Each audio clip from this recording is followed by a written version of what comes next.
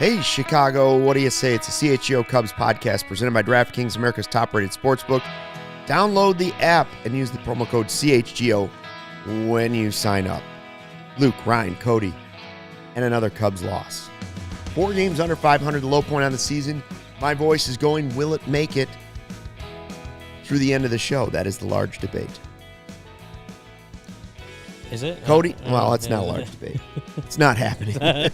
Barely going to make it. My voice is about as effective as I thought the Cubs lineup was going to be tonight, to be quite honest with you. Yeah. I mean, I abstained from who you got yesterday because they were playing Framber Valdez. In this game, I should have abstained when I saw the lineup.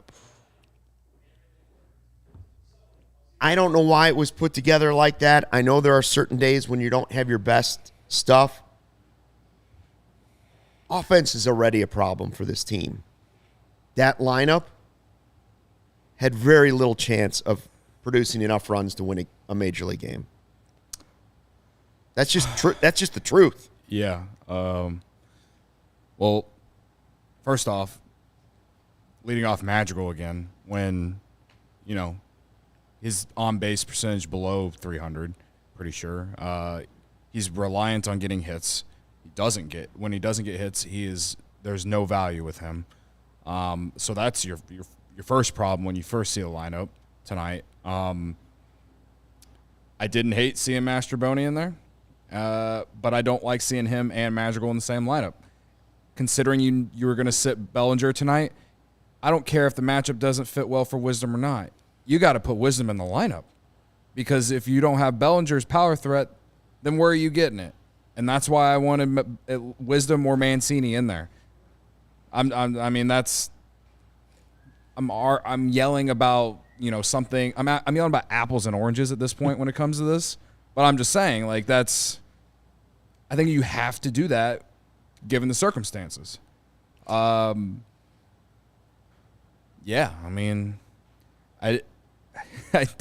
I don't understand tonight's lineup, and as soon as the lineup came out, I bet the Astros to win. So and it wasn't even close. So. Rhonda agrees with us. Super chat from Steve Kaysen. I didn't have time to watch the game today, but I can tell by the scoreboard the last few days is we stinks where the dogs go. Well, one of the biggest dogs is hurt. Yeah. They need Nico back. And they need Bellinger back. The good news, I will say, listen, the good news is David Ross said he was walking around a little stiff today, the knee, but thinks he's going to be okay. Seems like it's all right. They avoided something serious. Yeah. That's good news because they can't lose that bad either. Mm-mm. Yeah, it's They faced a really good pitcher tonight, they and did. that also I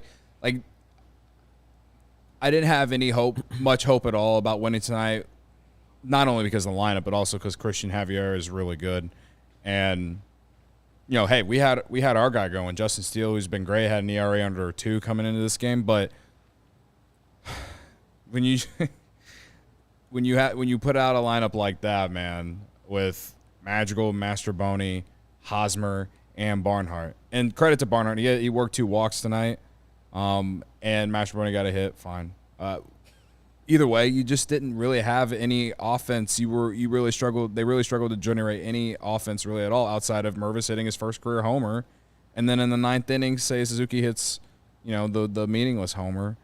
That I hope he's got 2 homers in 3 games. So I'm hoping that translates and we see more of that.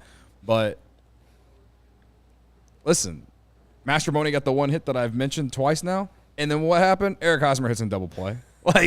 And I called it. You called Morel's homer last night. I called Hosmer hitting into a double play. I said seconds before. Literally seconds before. To be fair, his call was a little Mine was twice, more unlikely. by the way. It was more unlikely to happen than your call. We're laughing, but yeah. At the same time, it's why is Eric Hosmer on this roster? Thank you. I mean, I don't love lineup discourse because there's, again, like we talked about yesterday, there's things that guys are dealing with that we don't know about, and David Ross isn't going to tell us.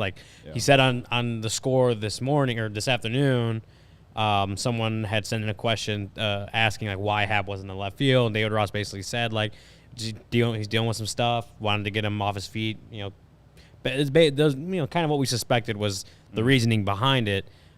So I don't love talking lineups because we don't know exactly what is going on in the clubhouse, what players are dealing with, whether that's physically, off the field, whatever. But when you look at the lineup they put out, it's about as unpromising of a lineup as they could have made with their current roster.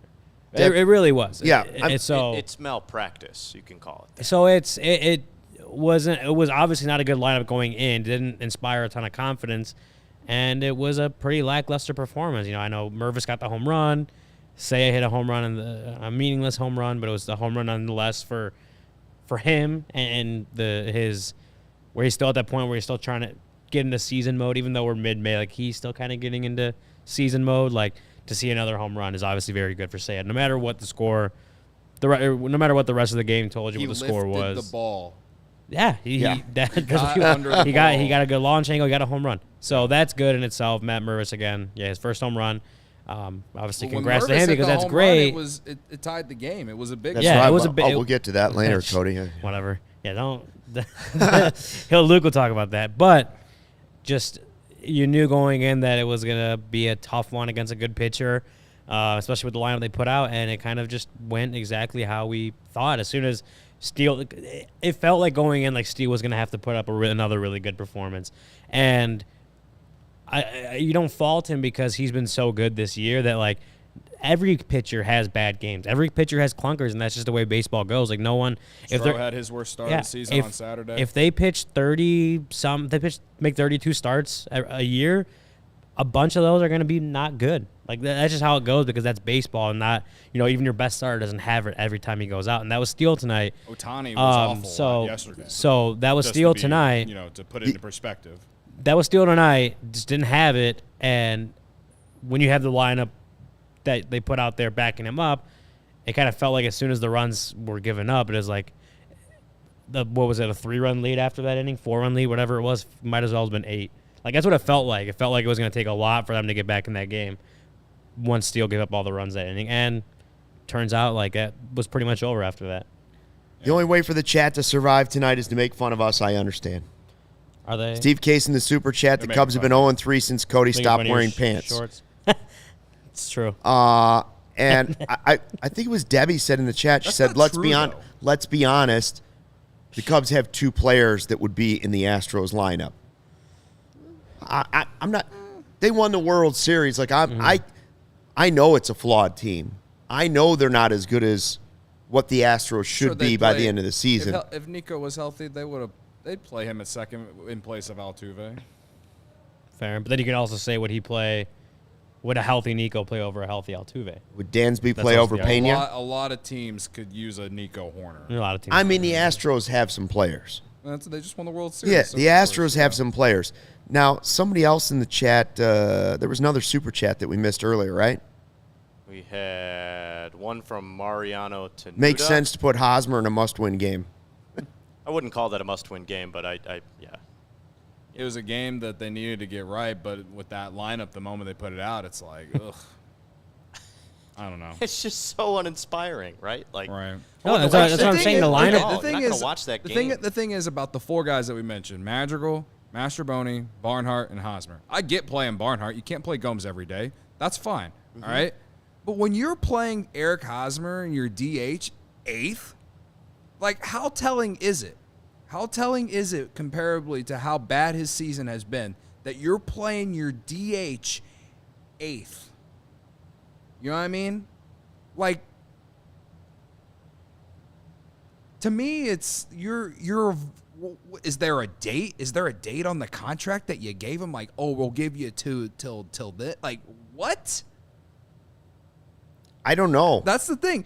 This team has 3 first basemen on it right now. I did say, though, I think last week, that I think if they were to let Hosmer go, I don't think it'll be before Memorial Day.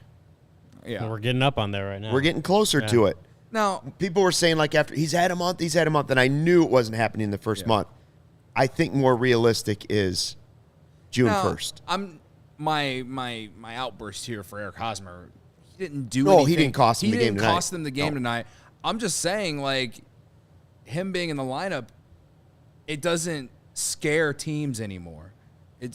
And honestly, like, Eric Hosmer, like I've said before, has cost the Cubs games. He didn't cost them a game because of a situation or anything, but he's basically an automatic out in the lineup these days. He just basically is. He hit into a double play when the Cubs had they had a runner on. They got a leadoff walk, or no, it was a one out walk, whatever. You're trying to generate some offense with the top of the order coming up. What's he do? It's into a inning-ending double play. Like it ruins any kind of momentum that you had, and that's the thing about Eric Hosmer that I've complained about for the last month, for sure. I think one thing that about with the Eric Hosmer thing is that Ross, when Mervis came up, the whole thing was, he's gonna play almost every day. Hosmer's gonna move more into a bench role. He didn't specifically say like Rios' role, but I think you could kind of interpret that as like if he's gonna be sitting the bench, especially when you have Mancini and Mervis at first base for the most part, that would take away a lot of playing time for Eric Hosmer.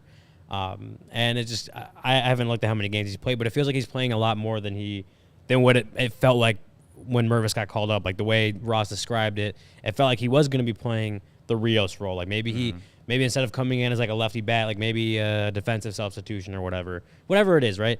But he's getting a lot more playing time than I think we expected. And that's another part that goes to it is like, if you're going to have the 3 first basemen on the roster, I think the 2 guys that should be playing the most are going to be Mancini and Mervis, whether whoever plays first and DH that game, right? Yeah. Hosmer, I mean, you get him in once a week, okay, I think people wouldn't be too upset by it. I think people will be upset about it regardless. But depends on how the team's playing. Depends on how the team's playing. But, like, if you play him 1 out of 7 games, like, as long as you have that, as long as it's not taking the time away from Mervis, right? Yeah. Then I think people are less upset about that. Again, I'm not even like I'm not upset about him in game tonight. It's just when you don't have Cody Bellinger or Nico Horner and you put him in when you bench Patrick Wisdom and Trey Mancini and you've lost 3 in a row, now 4 in a row? Like, that's the thing is this team, they're not playing well right now. Now they're 4 games under 500. But coming into this, like, you're playing the reigning World Series champs and you decide to put out this lineup? That's, to me, it's just like you threw this one away. That's why it's really hard for me to even like be as mad as I was last night. Like the moment they put the lineup out, I did the bit. It's a good day to go 1-0, and then I complained about the lineup within like 20 minutes. I don't know. I had no confidence winning tonight's game whatsoever. And usually when it goes like that, the Cubs actually win the game. But like that didn't go that way tonight, and that's because they played a elite team. And when you're the Cubs and you have all these things going on right now, if you care about winning baseball games, you put the best lineup out there, and they just didn't do that. As for Hosmer, I mean, I think we talked about it last week or maybe 2 weeks ago. Even we said, listen, he's in some ways becoming what Hayward was last season. The fans were getting frustrated that the guy was playing. Mm-hmm. He'd had a good major league career. He'd meant something, but he clearly is not the future, and you might as well play somebody else just to see what you can do, and it's only going to improve the team. Now, I would argue that it's some sort of hybrid now. Now it's becoming a hybrid of frustration when VR was playing, frustration when Hayward was playing, frustration when Andrelton Simmons was playing.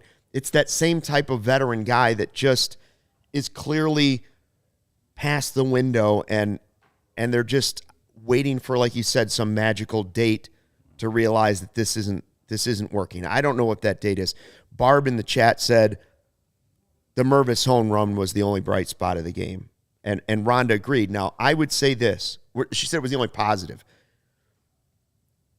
For who you got, I would agree. But I would say here's one other thing. One other thing that I think was important in this game. One other thing that was important. Steele didn't have a great game. 6 innings, 5 earned runs. But the key number in that is not 5 earned runs. You know he's going to have a bad game. Like Ryan said, everybody has a clunker. He pitched 6 innings. The way this bullpen has been going and the way they've been using guys, and at least he saved the bullpen from pitching. You know, he could have been knocked out in the 4th inning or the 3rd inning. He rallied to give them a few innings to save. Hopefully that has some benefit in the next couple days. That's all I can think of. I'll give him credit for going out there and battling.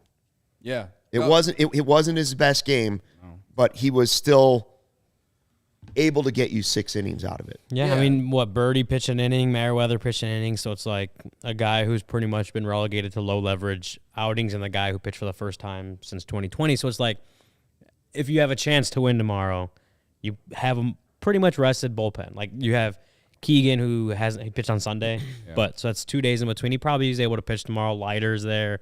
Like, the guys you actually want to be fresh. Yeah, the guys you want to pitch tomorrow.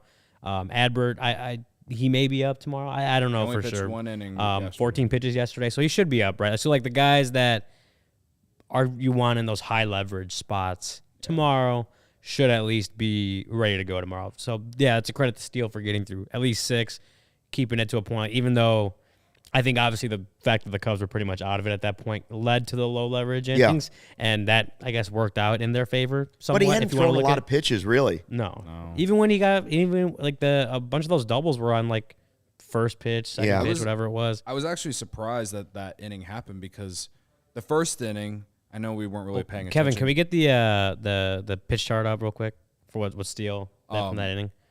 Anyway, the first inning, it's not that he was bad. He allowed a leadoff double, and then Dubon went to third on a fly ball, a deep fly ball, and then Steele struck out Alvarez, but it was a wild pitch on the strikeout, and so he scored. And so other than that, he was great until that next time through the order, and it it just kind of spiraled. And it started with the hit by pitch.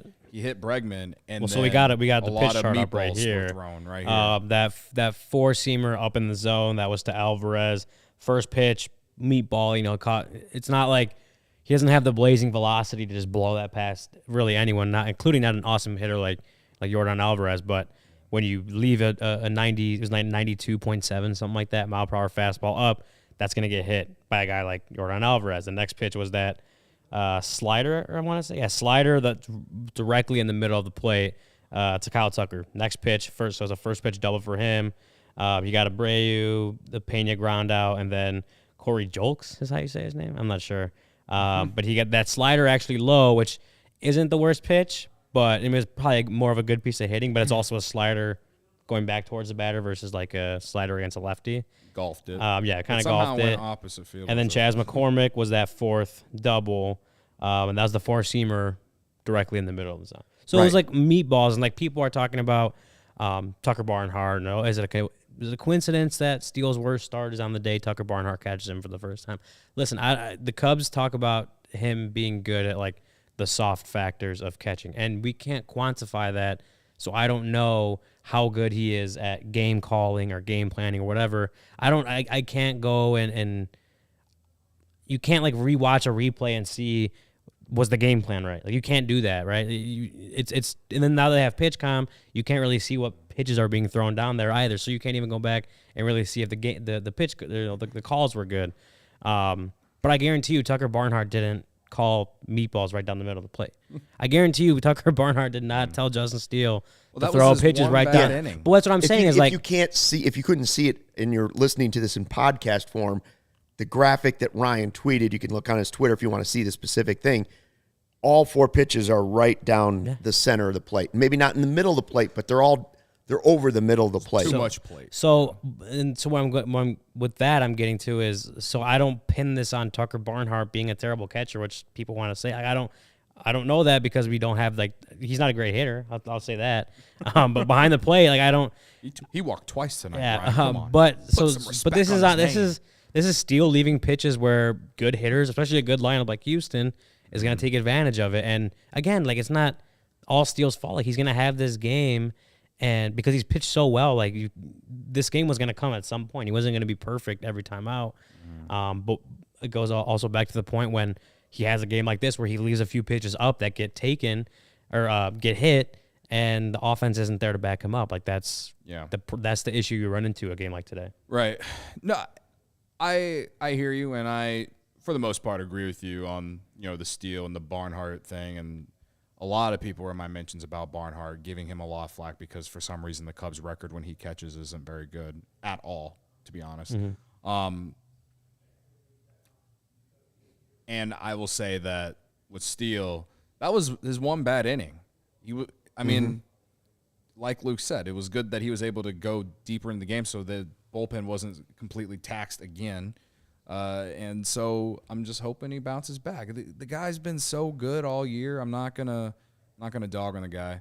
Also, he follows me on Twitter and he follows his podcast. I don't want him to hate me. So, well, but it's not. Again, it's not. He's gonna have a game like this, and I'm sure he'll tell you he didn't have his best stuff today, especially in that inning. He holds himself accountable, and that's one of the things I like him. The one thing that I've been repeating this about Justin Steele all season is that when adversity comes, he has answered the call. And tonight he didn't answer the call. I mean, he was able to give the Cubs some innings. He gave him a decent outing outside of allowing the 5 runs. Yeah. I mean, he had 8 strikeouts. He was today? able to go deeper in the game considering how bad it was, and considering where the Cubs are right now, they needed it. So fine. I won't even say it was a clunker of an outing. It was a clunker of an inning. He left some pitches up that got hit. And he still had 8 strikeouts and a walk and 6 innings, as Luke said. So he's going to get the Phillies this weekend, and we'll see how he responds. I'm excited to see it. Boy, a lot of people angry at David Ross.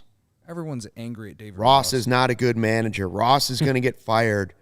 We had a super chat just a little bit earlier talking about Ross.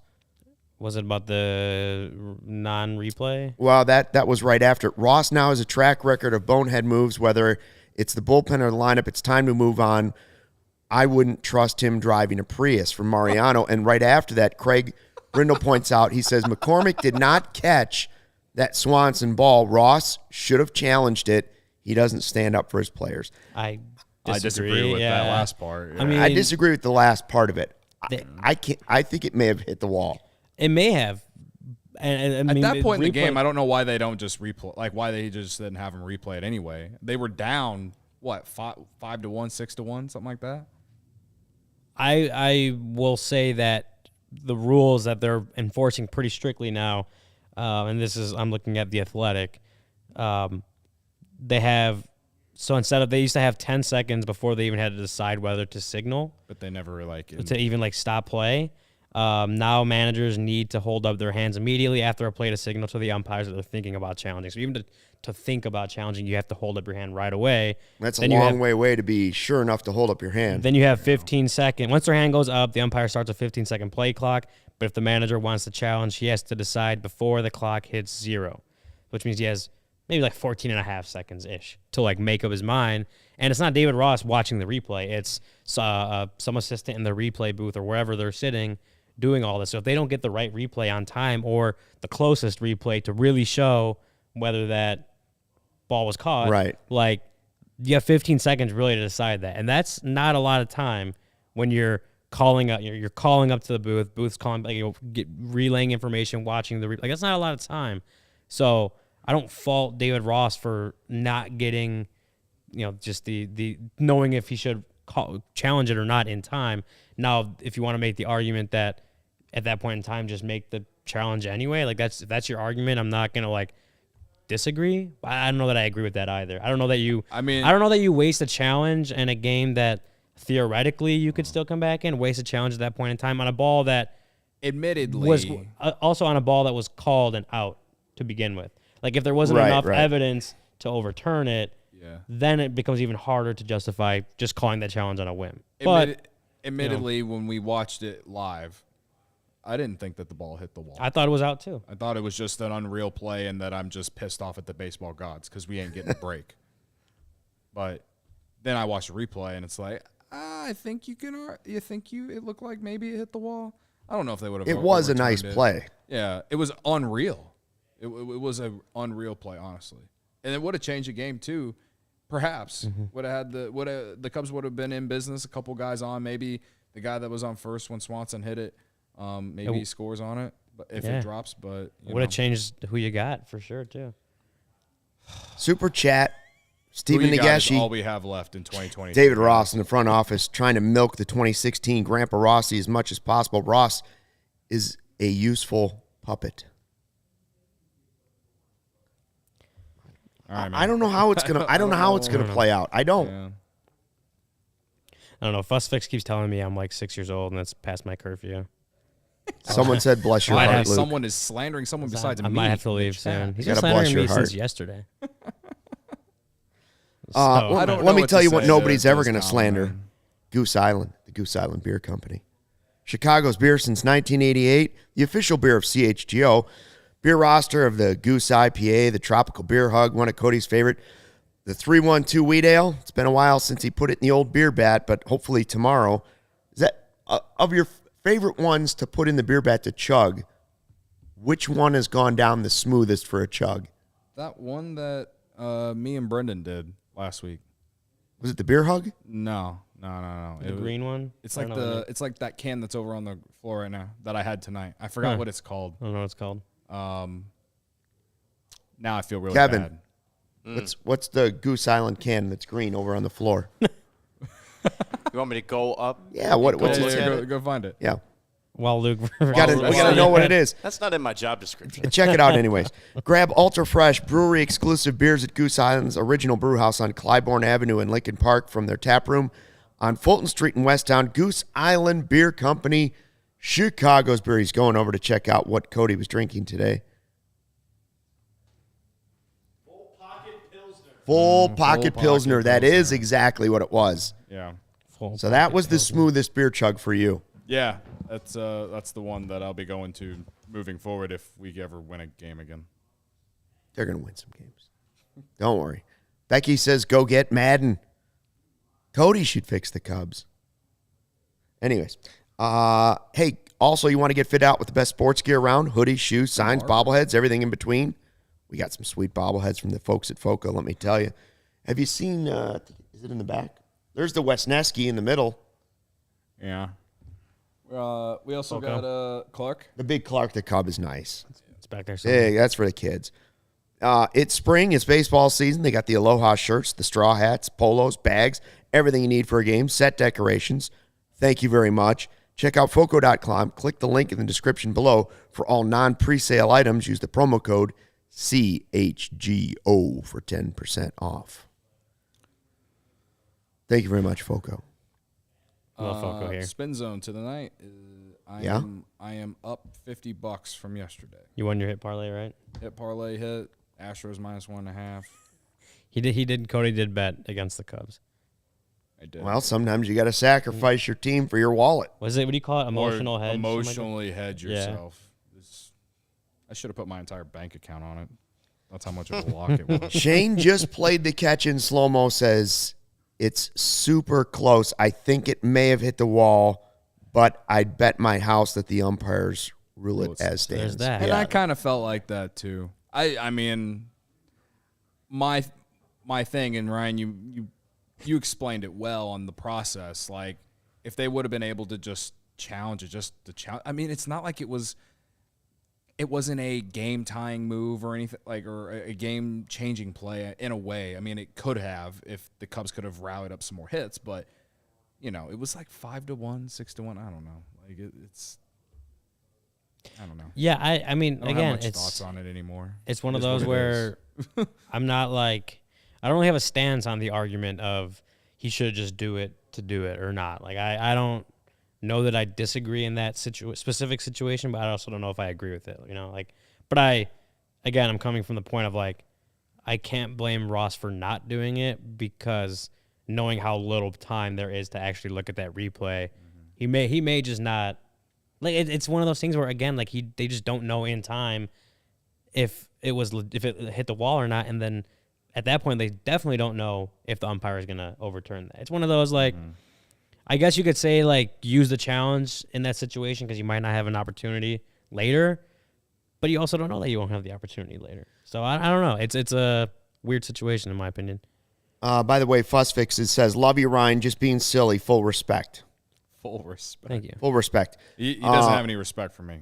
Congratulations. Must be nice to be respected. But I he shouldn't told be me- exposed to Cody's upskirt, it says, because of the shorts. Man, the shorts are just taking a hit this season. They're not going anywhere, folks. No, It's only going to get we're warmer. 0-3 since I started wearing shorts. No, I've been wearing shorts for the last, 3 weeks. Did you wear them on the show? 2 though? seasons. Yeah. I wore shorts all last summer. Well, They that's lost, not they a lost defense. a That's lot not a last summer. defense. Like, They might be onto something. Yeah, you got to start wearing pants, man. they just look at his- James Don't give in to Ward, these I'm people. not reading James Ward's current comment, but his previous comment was good that the only positive is his wife is making brownies right now. There you go. Man, I love a good brownie. Cass is at home making cookies, I'm pretty sure. Oh, you're killing me. And I'm definitely getting a big, giant slice of pizza on the way home to make me feel better. 'Cause I'm a sad sack of shit. Yeah, but a good warm chocolate brownie. Do you like chocolate chips in your brownies? Let me tell you, it doesn't matter. The only thing you don't want in your chocolate chips, don't put nuts in your chips. No. It just ruins it. Yeah. Total disaster. Anyways, It's May 16th, and we're talking about food. as you were, is the Brewers game over? They won? Ooh. Let's check. Yeah, I believe the Cardinals Before lost. we look at it, would you rather have the Brewers win or Cardinals win tonight? If you're looking, I'm starting to worry that the Cardinals are going to get hot. I'd actually rather have the Brewers win. I was gonna say if you're Brewers did looking win. at it as like Pirates lost. Cody said, what did you say earlier for like your emotional Garrett agrees with me. like sanctity or something? Like you needed the Cardinals to win, Mm-hmm. or no, you needed the Brewers to win. Yeah, I need the Oh, you- Brewers to win tonight for my own mental Yeah, health. yeah, yeah. But for the standings, you would definitely want the Yeah. Cardinals to have won that game. We got a special guest in the chat, Mayor-elect Brandon Johnson. I don't Is know. it mayor? not. Actually, Mayor Brandon Johnson. He got inaugurated. Yeah, he's not mayor-elect anymore. He is. Craig he is the agrees with mayor. me. Nuts and chocolate chip cookies, disgusting. Nuts and brownies, disgusting. Are you going to Demos for that slice? No, I think it's. I said it to Kevin earlier when we were on the couch. I think it's called Bocce's. Bocce's. Bocce's. It's on BA. Halstead, and they just got these. It's more New York style because it's like So is Demos, really kind of, large right? slice. Well, like Demos is not as big as like this is a huge slice. Yeah. Like Where you got to hold it with your forearms. they give you. They put it in a box, like a triangular box. So like I don't know. Demos, they put it on a plate and say "fuck you" and take it. Cole says nuts and brownies, heinous. That's right. Should we talk about Morel a little bit? Striking out a lot. Yeah, I think, and Is that a concern? well, I know it's a No. concern. It's a concern in that it's not like this is the first time it's happened. You know, like he struck out a lot his last couple months of last season. He struck out a lot in spring training. Strikeout rate obviously was a little lower in AAA, but that you're hitting in AAA, you're one of the best hitters in AAA at that point. Like the strikeout rate should be lower, but he comes up, and I believe this is updated right now. And now my computer's not working. His strikeout rate's 43.3%. And, I mean, it's only 7 games, 30 plate appearances, not the end of the world. But knowing that Morel was a high strikeout player last year, I mean, you're seeing it a lot, right? Like, you're seeing the aggressive swings, and when he hits the ball, he smokes it. I don't know what his ball. He had a hit in the 8th or 9th inning, right? I don't He know. got it in the 9th inning before Suzuki hit the home run. Yeah, so the double 105.2 mile per hour exit velo. So when he gets a hold of the ball, he smokes it. Yeah. But he's also, there are a lot of points where he's not getting a hold of the ball. It's like the home run yesterday we talked about. Like that was a lot of what Morel is in a nutshell. Like two really aggressive swings that he just swung through the ball. A third one where he managed to tip the ball and then got a hold of one that the pitcher made a mistake on and crushed it. That's Christopher Morel. And so I guess my question to you guys is how much can you take? How much can you accept the balance of that high of a strikeout rate? I think it'll come down eventually, especially as he gets readjusted to Major League pitching. I don't think it's going to be 43% for the entire season. Someone in the chat says a home run, a double, and 8 strikeouts in his last 10. But so what I'm saying Yeah. is how much can you take that balance of he's going to strike out at a really, really high number, but when he gets a hold of the ball, he's going to smoke it? Like where do you kind of start to question, like, okay, what needs to be adjusted? Well, my thing is, everyone wants to compare this guy to Javi Baez so much because of their personalities and such. I mean, Javi Baez, I think his last year during the season that the Cubs traded him for PCA in 2021, I think he ended up leading baseball in strikeout rate around somewhere just north of 30%. So, to me, considering how this roster is constructed, I think you just got to live with the good and live with the bad because this team just doesn't have a lot of power. And you hope that he strikes out. Yeah. He gets that strikeout rate down to, around 30%. Not 43, obviously, but 30%. And you live with the good and live with the bad. You're just going to have to if you care about winning baseball games. I know that, 3 times today, 3 times yesterday, I'm pretty sure, too. You're also facing Framber Valdez and Christian Javier, you know what I mean? So I don't know if you're asking me if I'm like worried or if what do I think the Cubs should do? Like, no. It's more of and this goes to someone, I don't know who it was, but someone said like we shouldn't worry about Morel till he gets 150 plate appearances. He has a lot more than that at the major league level, which is why I'm like probably talking about like today. Well, what I'm saying is like I'm not saying like dive deep into Mervis because he only has like 38 plate appearances at the major league level. We have a lot more of a sample size of Morel and what he is as a major league baseball player. We have a lot more of a sample size on that. Yeah. What I'm saying is right now, it is very early in his second stint in the majors. He obviously was adjusted to AAA pitching, and now he's getting readjusted to major league pitching. I'm saying when he does get to that 150 plate appearance mark, how do we balance the strikeouts versus the raw power? Where does it get to a point where you get that many plate appearances, but then you start saying he's still striking out, 36% of the time? Is that tolerable if he hits so and so home runs? Right?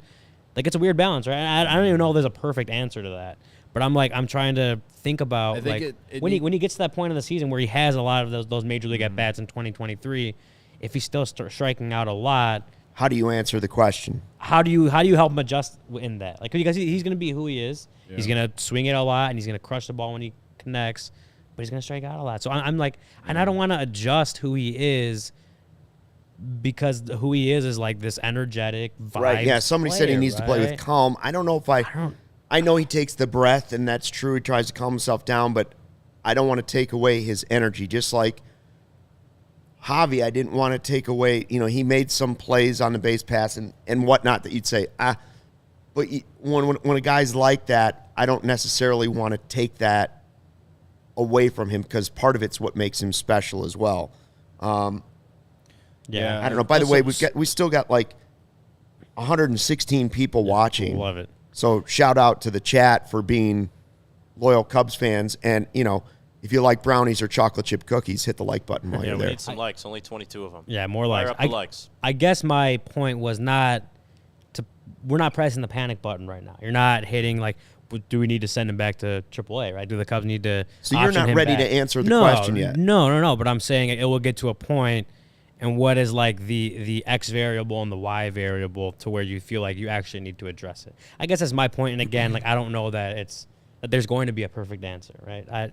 Because that's who he is as a player. But that's like the thoughts that run through my mind is, are you fine with him striking out 4 times in one game because he hit a home run also, right? Like that's the balance that I'm like. Again, I don't know if it's a good answer for it.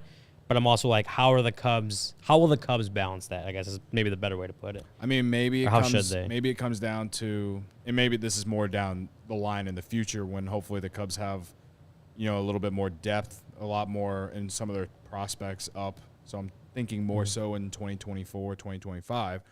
But maybe it gets to a point where they treat Morel kind of like how they do with Wisdom, where they use him more matchup based. Could be. And I'd be fine with that if he never is able to cut down on the strikeouts the way that we need him to be. You know what I mean? And going back to what I was saying is that I think a lot of good comes from him, and it outweighs the bad. And honestly, the bad from Christopher Morel is just the strikeouts and the fact that despite the fact that he is versatile defensively, it's not that he's not very elite anywhere. Maybe, I mean, you're not going to do it anyway because Nico Horner is going to be man in second base for years to come. But the only positions that I've seen him play very well defensively have been shortstop and second base, and those spots are taken. So if he can just be an average defender wherever you put him and continues to show lots of power and the ability to get extra base hits and bring that quote unquote energy that we keep talking about, I think that outweighs the strikeouts. And on a good team, you're not going to put Morel number 3 in the lineup.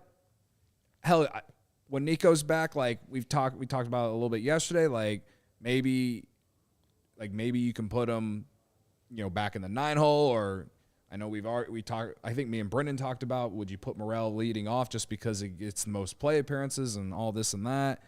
I think he has a little bit of or Brendan feels a lot higher on Morel than maybe some other people. I don't know, but I do think that again, the good outweighs the bad, and he ain't gonna be in the batting third in the lineup. It outweighs the bad, especially now. It's what we were talking about last night, where I said I still lean towards player development. As much as I don't want to say it, I still lean towards player development this season over must-have wins, sneak into the playoffs, like do anything you can. I need to see what Morel is. That's why I wanted him up. He's shown you the power, he's shown you the energy, and yes, he's shown you the strikeouts. Yeah. Well, as Craig continues to point out in the chat, he does still have a 202 WRC plus. So the good is obviously still good when it's going, right? When he's when he's hitting the ball. He was their whole offense. Before tonight, he was their whole offense for 3 games. I don't know. I actually haven't looked, but I would assume he has more extra base hits than singles at this point, right? Yeah. So when he's good, the good is good when he's making contact. It's just, again, I'm not hitting the panic button by any means. He's 30 plate appearances into the season. You're gonna give him time, and over that time, that it's not like you hope. Like the strikeout rate absolutely has to come down, because you can't. I don't know if you can sustain the good stuff that he's doing with a bad that low, with a strikeout rate that high. So that strikeout rate needs to come down. But again, it goes to my point is when does it get to a point where the Cubs feel like they need to address it? I don't know what that point is. I don't know that they do either. But if the strikeout rate doesn't come down, it may come to that point. How about just being at the major league level and taking advice from guys like Nico and guys like Bellinger, and kind of seeing how they take at bats? And Ian Happ, who's taken a lot more walks to start the year, I think that might, keeping him up just for that keeps him good, right? That being around the veterans and learning plate discipline is, you're right, Cody. I think really that's his only major flaw right now, and it's not a glaring one at the moment, but it could get to that point. Could. Yeah, again, if we're sitting here in July and the strikeout rate is still above 40%, then that's bad. Yikes. But at least you'll potentially have that return. You'll have that answer. Mm-hmm. I don't want that to be the return or the answer. Right. But you still need to find out about it. Yeah. Because like you said, this team is not a World Series team, and at his current status, and he's a young player, he doesn't have a specific spot on the team. Doesn't mean he couldn't develop into that, but that's what you're trying to get. You're trying to develop into something where you can say, you know what, let's stick Morel at third base for the future. Yeah. And we also have to remember he is 23. We'll be 24 sometime soon. Something like that. He's either 24 or 23 right now. I know his birthday. So there's obviously a lot to like.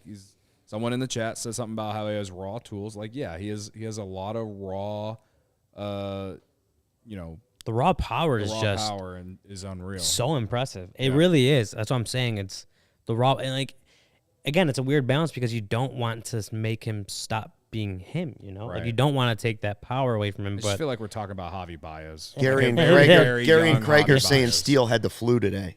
Yeah, David Ross on Justin Steele's performance after battling flu-like symptoms in tonight's start. So again, that's why I'll say 6 innings isn't nothing. They're positives. No. Yeah. I'm not trying to sugarcoat this game. I'm just saying it was big that he went 6 innings. It was big that finally Mervis got on the board with a home run. Maybe it was big that Seiya finally hit a home run. Right? I don't know. 2 home runs in 3 games. Yeah, so Yeah, and this is actually a quote from Megan Montemurro, Chicago Tribune, from Steele. They did a good job of punishing me when I left stuff over the plate. I was happy with how I was able to settle down. I think that goes to what we said, right? Like, I walked it back. It wasn't a complete clunker of a game. It was a clunker of an inning, and that he just left pitches over the plate that got hit. Right. That was the story of the game for Steele today. But he did. You said he had like a leadoff double or whatever it was early in the game. I don't even remember the first inning anymore. But like the first few innings were fine. The fourth inning was bad, and then he got 2 more after that. So it's like it was still a good outing, even if the results one don't where say you it. feel worried about No, the no, guy. no, absolutely not. And I'm not. I know our friend Michael Collada is in the chat, and he wants us to probably criticize him correctly. And I'm not saying that he doesn't deserve any criticism for tonight. I'm just saying that, it was his worst start of the year, and if that's his worst start of the year for the rest of the year, then you're probably pretty content with anything he gives you the rest of the year. So, yeah, it was really honestly a one bad inning, and unfortunately, all the Astros did tonight were hit doubles, literally. Yeah, they had inning. 6 hits at one point, and all 6 were doubles. Yeah. We're trying to highlight anything that might be positive from this game, similar to what ComEd high energy efficiency lights are able to do. Highlight the good in our lives. Wow, Luke, Not my voice, which is slowly disappearing. The ComEd Energy Efficiency Program is committed to helping families and businesses in the communities they serve, helping manage energy usage and lower energy bills now and into the future. That's right. ComEd offers a wide variety of incentives on lighting and other efficiency upgrades to commercial, industrial, public sector customers of all sizes across the territory. ComEd also offers free facility assessments that can help find energy-saving opportunities, HVAC systems, commercial kitchen equipment, and industrial processes. Oh, how does it work, Luke? Well, Cody, an authorized engineer, works with you to develop a detailed assessment plan specific to your goals and needs. They can do them in person or virtually. Either way works, about 2 hours. In 3 to 4 weeks, customers get a report detailing energy efficiency projects they can start working on right away. Each recommendation includes estimated energy savings, cost savings, project costs, potential incentives, and simple payback. If you own a business, do not wait. Get started saving money and energy today. For energy-saving tips, lighting incentives, or to schedule your free facility assessment, go to ComEd.com/poweringbiz. Did you say ComEd.com/poweringbiz, Luke? Yes, Cody. Get there and do it today. And when you look at ComEd powered lights, well, maybe you shouldn't look into them. But if you're going to, you should wear some Shady Rays. Luke does got a Shady Rays on today. Brought them with today. Mine are over Put my your Shady backpack. Rays on when you go to They look can't at the hide club my spots fading score. voice, but they can hide my Yeah. disappointment in that game. I should have told Kevin to grab mine off the couch when he went over to get the beer can, but it's too late for that now. But Shady Rays, take on the sun with gear built to last. Our friends at Shady Rays have you covered for the warm weather ahead with premium polarized shades at an affordable price. Shady Rays is an independent sunglasses company that offers a world-class product that's just as good as any expensive pair we've worn. You can ask Luke. He's got them on his face right now. Durable frames and extremely clear optics for outdoor adventures. That's not all. Shady Rays offers the most insane protection in all of eyewear. Every pair of sunglasses is backed by lost and broken replacements. If you lose or break your pair, even on day one, they told us they'll send you a brand new pair, no questions asked. Wear your Shady Rays with confidence because they have your back long after you purchase. Together with their customers, Shady Rays is providing much-needed support to nonprofit partners across the U.S. through Shady Rays Impact. From building play sets for pediatric cancer patients to providing young adults with MS the outdoor adventure of a lifetime, Shady Rays is making an impact in your community and others like it now and for years to come. If you don't like your Shady Rays, exchange them for a new pair or return them for free within 30 days. There's no risk when you shop. Their team always has your back. And now, exclusively for our listeners, Shady Rays is giving out their best deal of the season. Go to shadyrays.com and use code CHGO for 50% off 2+ pairs of polarized sunglasses. Try for yourself the shades rated 5 stars by over 200,000 people. Tater, we love you. Thanks for the comment. Did I say 200,000? I said 250,000. 250,000. 250,000. What did Tater say? Tater said, Scroll up a little bit, Kevin. one more. There it is. This is by far the best podcast for the Cubs. Don't sugarcoat it, but always draw some positives, no matter how bad it is. Thank you for that. Tater, we love Yeah. you. We love you, Tater. My favorite part of the loss was when it was over. The mashed taters, right? It was Mashed taters. It happened. Also, update on my gambling. My gambling. I am officially $100 up from yesterday. There you go. I won my no sweat NBA parlay, and I took the DraftKings special that me and Sean said on CHGO bets today. Jokic 25 points and LeBron 20 points, boosted to plus 125. Oh, LeBron. Anyway, We got a super By chat. the way, didn't the craziest thing of the night was us standing around watching the Bulls guys watch the draft lottery. that was fun. And they thought, because they didn't put the Bulls logo up at 11, they thought it meant that the Bulls were top 4. And we're running around. Big Dave was hugging. I thought he was going to squeeze Joey to death. He was so happy. Yeah. And then we realized, oh, wait a minute. They just put up the Orlando logo. They're not getting – they have no shot at Wembanyama. That sums up Chicago sports fans. Can the Bears save us? I hope so. Blackhawks. Bedard, wait for it. We did have a super chat. A couple super chats, right? that Another we super missed? chat here? I think we might have one, like 2 or 3. Got a couple. From Michael. Michael Morel Thiel. was striking out about 30% in AAA, and you thought it wouldn't go up with MLB pitchers. It got down to 28%. I don't know who thought that. Technical. I think No, I knew there were going to be strikeouts. Yeah, we knew there were going to be strikeouts. I asked for him to get it down to 30%. That's how much Javi Baez struck out as a Cub. Everyone wants Morel to be here. I want Morel to be here. I want Morel to be part of something of the next great Cubs team. There is good, and I think the good that he brings outweighs the bad. And the only thing that you can look at Morel when it comes to the bad is probably the high strikeout rate right now, outside of his average defense. And once this team is really a World Series contender, I guarantee you by then the Cubs will have figured out what positions they're going to play him at more often than not. So, like Ryan said yesterday, as much as I still am on yes, I want to win games this year. Yes, I want to be playing meaningful games in September. As much as I am on that, I also agree this is the year to find out where you can play Morel more often than not. So, we're just going to have to let it play out. And it kind of goes into what I said about last night as well, on how should we question the front office for putting him in AAA, considering how he is hitting right now?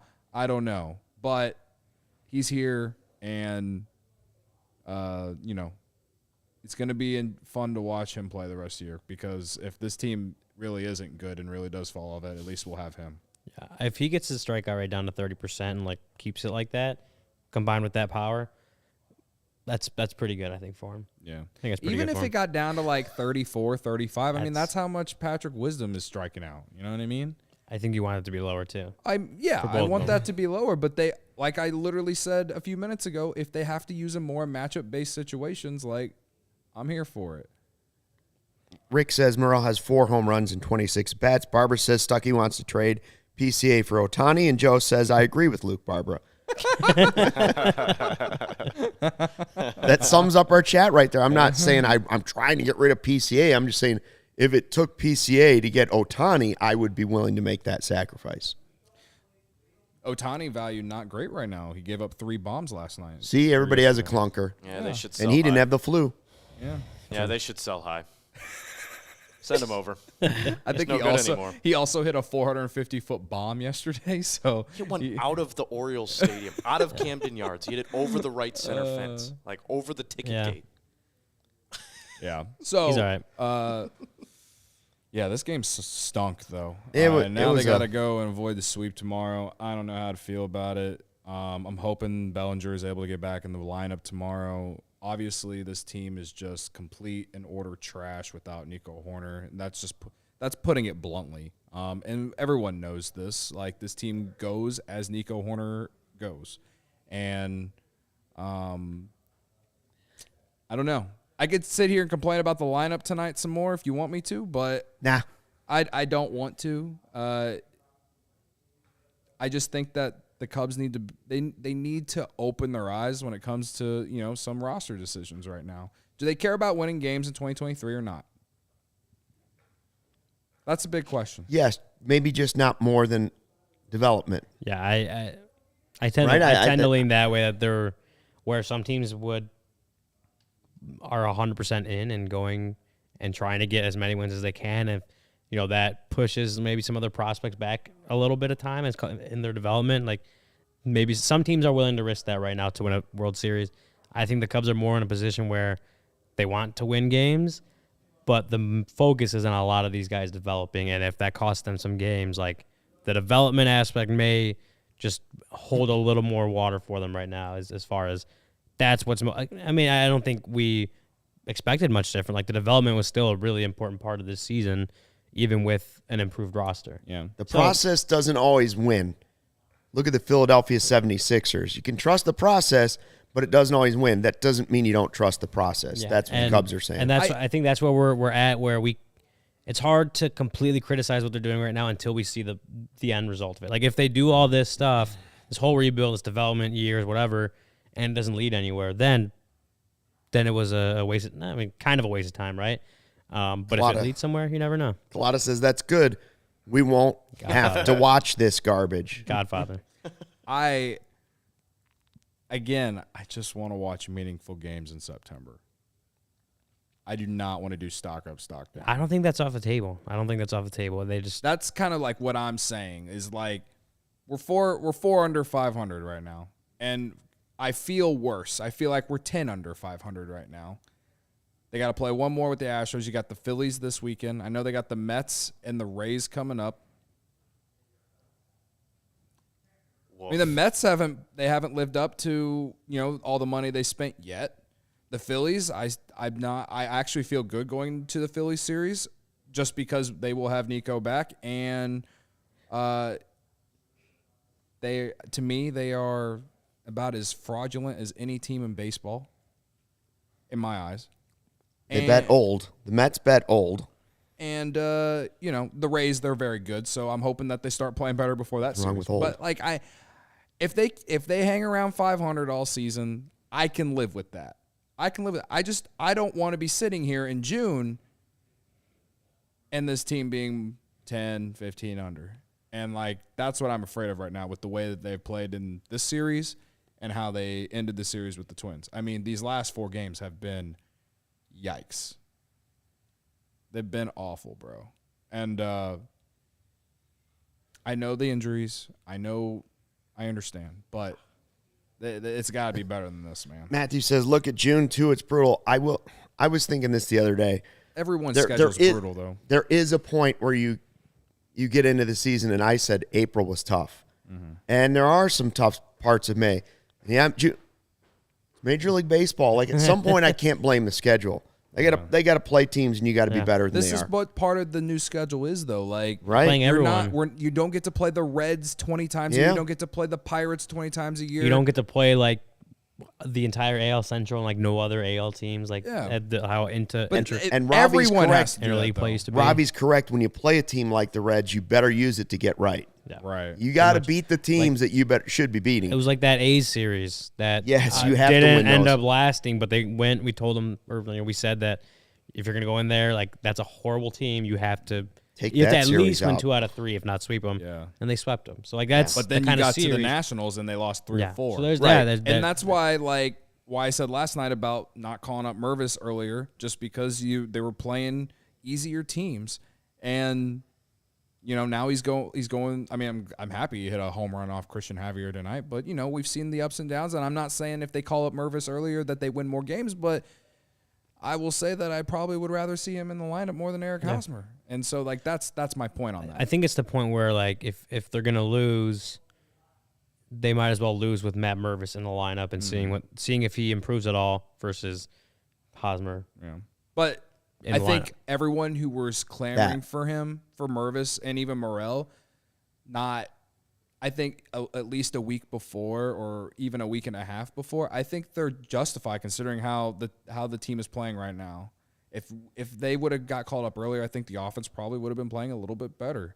And it's cost the Cubs some games in a way that of the way that they went about it. There's no way to prove it. There's no way to say that that's correct. But I think it's a correct way of looking at it at this point. All right, we got to do who you got. And Ryan Downs, real quick. Cubs slightly below 500 by July. There you If go. Cubs trade Stroman and Belly for a player that will help them next year and beyond, do you do it? The answer is yes. Who you got? Depends on who that player is. Who you got? Is that Updated Otani? standings going into it. I have 11 wins. Ryan has 10. Corey has 10. Cody has 8. Brendan has 1. Kevin 0. Joey 2. Joey 2 and 2. I thought we were We're combining probably combining the producers. producers get combined. Today, Cody had Morel, Ryan had Swanson, I had Mervis, Corey had Happ, and Brendan at the last minute took Suzuki. I don't really see the argument other than Mervis. I understand that Say had a home run. Say's home run was completely meaningless. The only time the game was actually debatable is when my guy tied it with a home run, his first in Major League history. He also had 2 hits. Say had 2 hits and Yeah. 1 more RBI. He had 1 more RBI, but his home run meant nothing. My vote's Say. Well, we know because you're trailing me in the standings. That's not why. Yeah, 100%. It was more. It's more like The only time the game was actually competitive is when my But guy how, tied it. How can you say it's meaningless when Say had been struggling for so long and then he He hits had a home run? He's got 2 in 3 days. Sure, but that's like a continuation of like, hey, he's starting to figure it out. You're Barb, starting give it to starting like what Stuckey. you see. And you ever going to argue against Barb? Morel had a double. Vanilla Chill. Always agree with I don't Luke. know what Swanson Mervis's did. first career homer. It's going to Mervis for me. That's my I'll vote. give it to Thank you. Luke. I Whatever. appreciate that. All right. We're back here for postgame tomorrow, which also, by the way, bring your birthday cards. It's also Cody's birthday tomorrow. There's a lot. And a big deal for CHGO Cubs and in Cubs history. We'll explain more tomorrow, but it The is OGs will know. A lot of anniversaries. a lot of anniversaries tomorrow. Michael Collada says, throw Luke a bone. Thanks. Appreciate Fine, it. whatever. Thanks for checking out the CHGO Cubs podcast presented by DraftKings, America's top-rated sportsbook. Download the app. Use the promo code CHGO. 97 people still in the chat after an hour. Very much appreciate it. 47, you have hit the like button. Maybe a few more on the way out. We'd appreciate that even more. See you tomorrow. Until then, fly the W.